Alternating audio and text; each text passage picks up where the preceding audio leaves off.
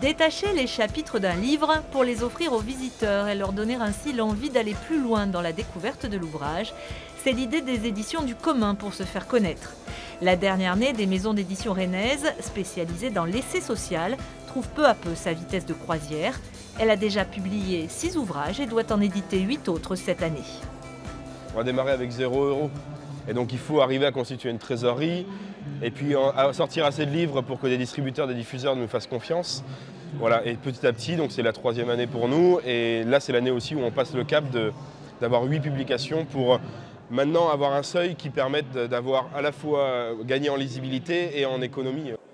Car le plus difficile, c'est bien de tenir sur la durée.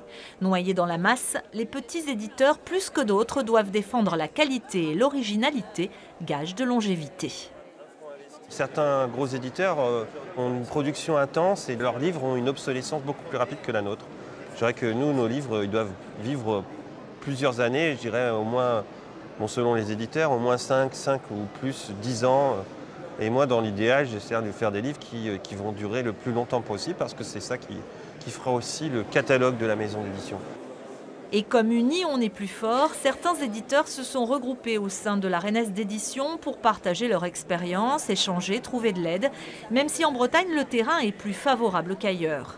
Ah bah ça, c'est un auteur, s'il n'est pas sélectionné à Angoulême... Cécile et Yvan sont arrivés à Rennes en 2013 et ne regrettent pas leur choix.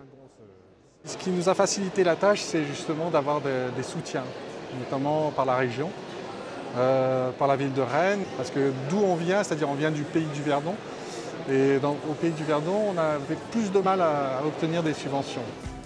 Spécialisée dans la BD et le roman graphique, leur maison d'édition a été récompensée au Festival d'Angoulême. L'album d'un auteur américain qu'ils ont édité a obtenu le prix de la Révélation. Preuve qu'en Bretagne, les Bretons ne sont pas tout à fait les seuls à avoir voix au chapitre.